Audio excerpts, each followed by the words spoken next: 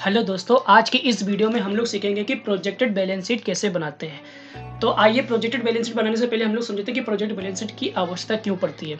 किसी भी बैंक में आप लोन लेने के लिए अप्लाई करते हैं तो वहाँ पे प्रोजेक्ट और प्रोजेक्शन 2 बैलेंस शीट माँगी जाती हैं, ठीक है। तो एक तो आपकी हो गई जो एक्चुअल बैलेंस शीट होगी, ठीक है। फिर एक प्रोजेक्ट बैलेंस शीट, एक प्रोजेक्शन बैलेंस शीट, तो 3 साल की बैलेंस शीट माँगते हैं। तो यहाँ पे हमने एक तो 20-21 की मेरी एक्चुअल बैलेंस शीट है, तो वहाँ इस टेम्पलेट में हम लोग 20-21 की बैलेंस शीट की एक्चुअल फिगर यहाँ पे इनपुट करते जाएंगे और 21-22 की प्रोजेक्टेड होती जाएगी। अब आपके मन में सवाल आ रहा होगा कि 3 साल की मांगी जाती हैं तो 20-21-22 की तक ही बता रहे हैं। तो यहाँ पे आप रो इंसर्ट कर लेना और इसी फॉर्मूले को कॉपी पेस्ट करके वहाँ पे लगा देना, ठीक है। तो वो 22-23 की हो जाएगी। तो हम लोग देखते हैं कि कैसे ये तैयार होती है ऑटोमेटिक। तो अपने एक एक्चुअल बैलेंस शीट खोलते हैं।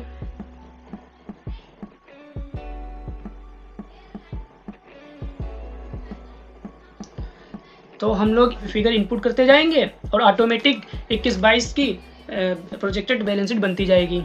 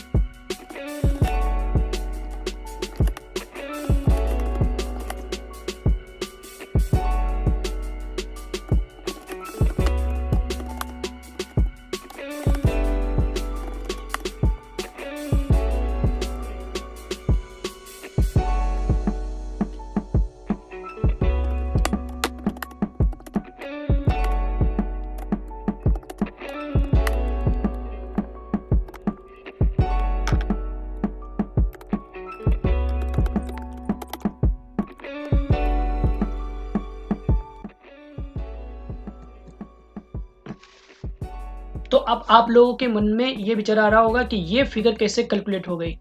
तो हम बताना चाहते हैं कि जैसे मैंने एज्यूम किया है कि मेरी पिछले साल से 20% सेल ज़्यादा हुई है, तो मैं प्रोजेक्टेड है तो मैंने 20% यहाँ पे फॉर्मूला लगा दिया कि तो इस पर 120% इसका कर दिया। तो इतनी जब मेरी 120% सेल है तो जब पिछले साल मेरी परचेज जितनी थी तो इतनी सेल पे परचेज कितनी होगी इस 21-22 में, तो ये फार्मूला लगा हुआ है।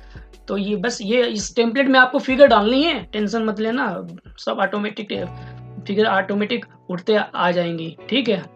अब हम लोग आ जाते हैं बैलेंस शीट पे। तो यहाँ पर हमने लोगों ने टाइम बचाने के लिए बैलेंस शीट की फिगरें डाल रखी थी। अब यहाँ पर सिर्फ हमें स्टॉक डालना है 21-22 का, तो हम लोग स्टॉक पहले डाल देते हैं यहाँ से 20-21 का। और अब हम लोग जो माइनस में है यहाँ पे कैश इन हैंड में एडजस्ट कर लेंगे। अब 20 साल की 20-21 की क्लोजिंग, अगले साल की ओपनिंग, तो हम लोग ये 92, 34, 68 ये वाला यहाँ पे 92, 34, 68 ये ले लेंगे। फिर यहाँ पे 21 का प्रॉफिट ले लेंगे, नेट प्रॉफिट, ये इसको टोटल मार देंगे।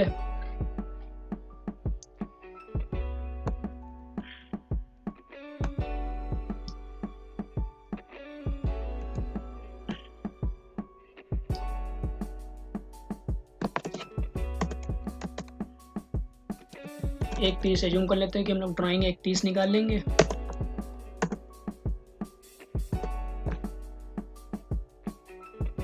पे इसमें से इसको घटा लेंगे। अनसिक्योर्ड लोन मान लीजिए सपोज करते हैं कि कम हो गए हैं, पेमेंट कुछ कर दिया है 95,000। प्रोविजन मान लीजिए 10,000 का और एक 25 के हमारे सभी क्रेडिटर रह गए हैं। फिक्स असेट्स ये वाली फिगर 10% इस पे अप्लाई।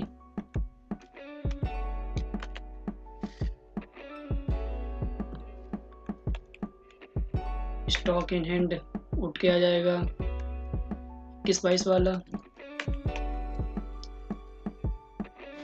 संडे डेप्टर मान लो 245 100। कैश इन हैंड बाद में डालेंगे। कैश एट बैंक मान लो 215। एडवांसेस मान लो 425 के रह गए।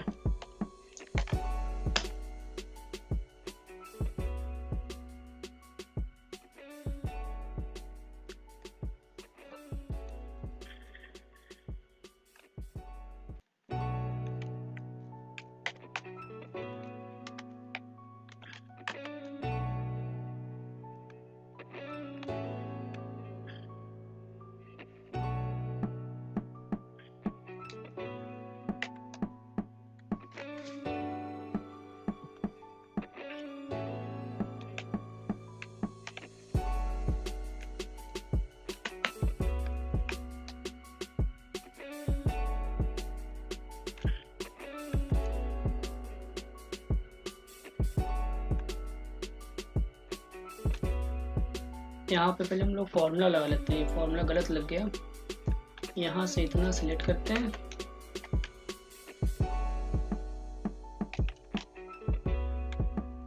नहीं इतना नहीं, यहाँ से इतना सिलेक्ट होगा।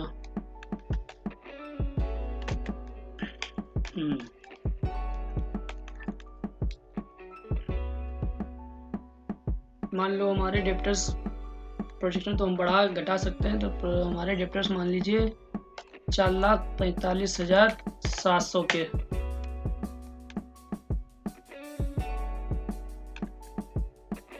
और 125 400 100 में कैश इन हैंड। और इतने ही हम लोग डेप्टर और बढ़ा देते हैं।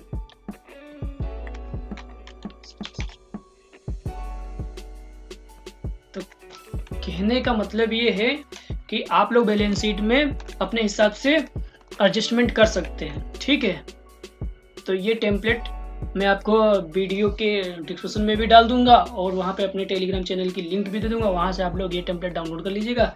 ठीक है, तो अगर ये वीडियो आपको अच्छी लगे तो इसको मेरे चैनल को सब्सक्राइब कीजिएगा, लाइक कीजिएगा और अपने दोस्तों को शेयर कीजिएगा ताकि वो लोग भी अपने प्रोजेक्टेड बैलेंस शीट बना सकें।